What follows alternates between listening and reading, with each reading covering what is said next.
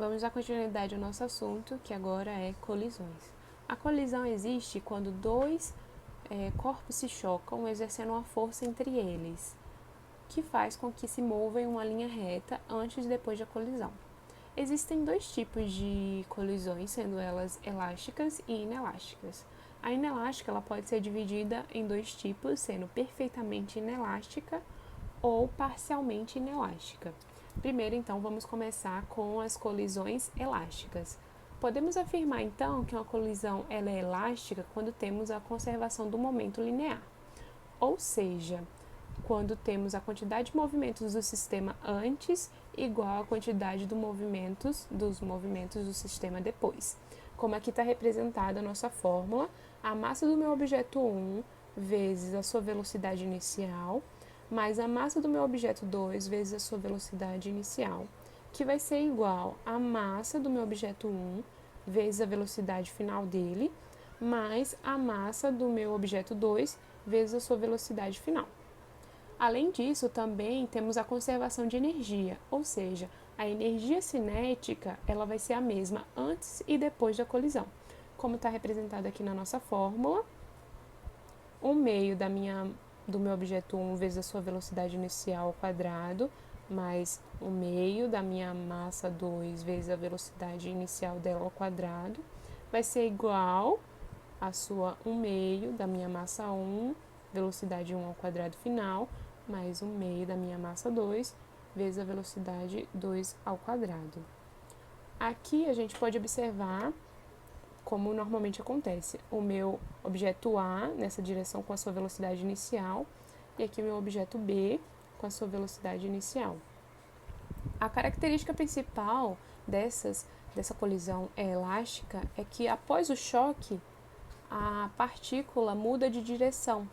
A sua velocidade relativa entre os dois vai ser igual, vai se manter igual, mas a sua direção mudou, como aqui podemos observar. Houve o choque, a minha B mudou de direção e a também. O módulo da velocidade de aproximação vai ser igual ao módulo da velocidade de afastamento. O que isso significa? Que a minha velocidade 1 inicial menos a velocidade 2 inicial vai ser igual à minha velocidade 2 final menos a minha velocidade 1 final. Então, agora vamos fazer um exercício rapidinho, só para a gente testar. Então, vamos lá fazer um exemplo. Um corpo A de massa 10 gramas move-se sobre uma superfície lisa e horizontal com velocidade de 4 metros por segundo e colide com um corpo B de massa 20 gramas que se encontra em repouso. Ok? Após a colisão, o corpo A retrocede, movendo-se na velocidade de 1 metro por segundo. A velocidade de B em metros por segundo após a colisão vai ser igual a... Vamos descobrir. Então, a gente vai utilizar a fórmula de conservação do momento. Tá, então eu já coloquei aqui a fórmula que a gente vai utilizar, certo? Que é a conservação do momento. E a gente quer encontrar a velocidade final do meu objeto B, no caso, ok? Então, vamos lá, vamos fazer esse exemplo. A massa 1 vai ser 0,01 vezes a sua velocidade, que é 4, mais a massa 2, 0,02, vezes a sua inicial, que é 0, ok, massa 1 de novo, sim, esqueci aqui um detalhe, que é negativo, desculpa, ok, por quê? Porque ele bateu e voltou, certo? Então, menos 0,01 vezes 1 mais 0,02 vezes a velocidade 2 que eu quero encontrar, a velocidade final que eu quero encontrar. Então, aqui fica 0,04, que é igual a menos 0,01 mais 0,02 V2 final. Ok? Aqui a gente vai passar para o outro lado só para ficar tudo certinho. Então, 0,02 V2 final vai ser igual. Tá positivo, passa negativo. Tá negativo, passa positivo. 0,05. Aqui eu vou ter a velocidade 2 final, vai ser igual a 0,05 dividido por 0,02. Isso vai resultar em 2,5 metros por segundo. Essa é a nossa velocidade final, no caso do nosso objeto B. Agora vamos dar continuidade sobre as colisões inelásticas, ok? A colisão inelástica ela ocorre quando há colisão, mas não há a conservação da energia cinética. Isso ocorre pois após o impacto, a energia se dissipa ou se transforma em outra forma de energia. Vamos então começar com a perfeitamente inelástica. A perfeitamente inelástica, como a gente pode observar aqui nesse desenho, é que após a colisão, os objetos seguem juntos, sendo um único corpo com a massa específica, uma massa igual. Isso se dá pela máxima perca de energia cinética. Então, utilizando a expressão de conservação do momento, a gente tem aqui a massa do meu objeto 1 vezes a sua velocidade inicial, mais a massa vezes a massa 2 vezes a velocidade 2 inicial, vai ser igual à soma das massas. Então, vai ser aqui M1 mais M2, vai ser as massas juntas agora, né, que é um corpo só, vezes uma única velocidade, uma velocidade final, ok? Dessa forma, eles só possuem uma única velocidade final, como podemos observar aqui nesse desenho. Então, a velocidade 1 final vai ser igual à velocidade 2 final, por isso só uma única velocidade aqui.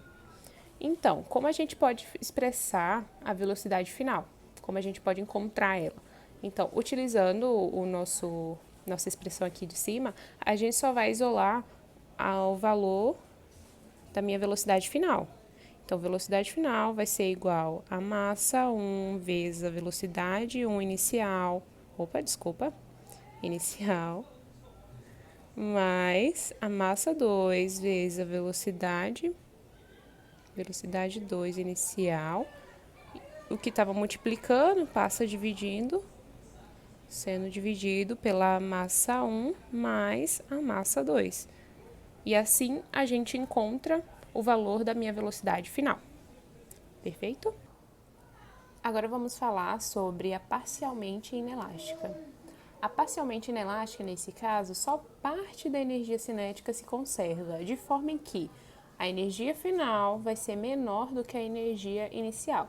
Isso ocorre, como já falado anteriormente, que parte dessa energia ela se dissipa ou se transforma em outro tipo de energia, sendo ela térmica, sonora ou até mesmo trabalho de deformação. Além disso, outra característica da parcialmente inelástica é que a velocidade relativa antes da colisão é diferente da velocidade relativa depois da colisão. Então, a velocidade relativa é qual? A gente tem a velocidade relativa antes, vamos colocar assim, a velocidade relativa antes do impacto vai ser a velocidade inicial em A menos a velocidade inicial em B. E para mim, a velocidade relativa final? A velocidade relativa final vai ser igual a velocidade final em A menos a velocidade final em B. Ok? Então, vamos fazer um exemplo bem rápido aqui para a gente testar e ver se realmente a velocidade entre eles é diferente. Vamos dizer, então, que a minha velocidade aqui em A é igual a 4 metros por segundo. E em B, a minha velocidade vai ser igual a 6 metros por segundo. Aqui. Isso antes da minha colisão. Depois da minha colisão, a gente já tem informação que a velocidade final em B é 4 metros por segundo e a minha velocidade em A, 3 metros por segundo.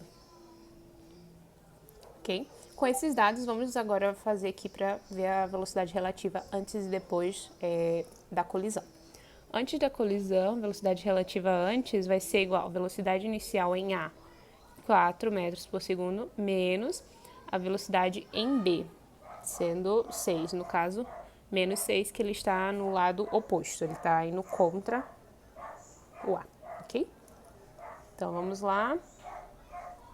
Vai ser igual 10, certo? Metros por segundo. Essa é a minha velocidade relativa antes da colisão. Agora, a velocidade relativa depois da colisão. Velocidade relativa final depois da colisão. 3 menos 4. Vai ser igual a 7 metros por segundo. E realmente, a velocidade relativa é diferente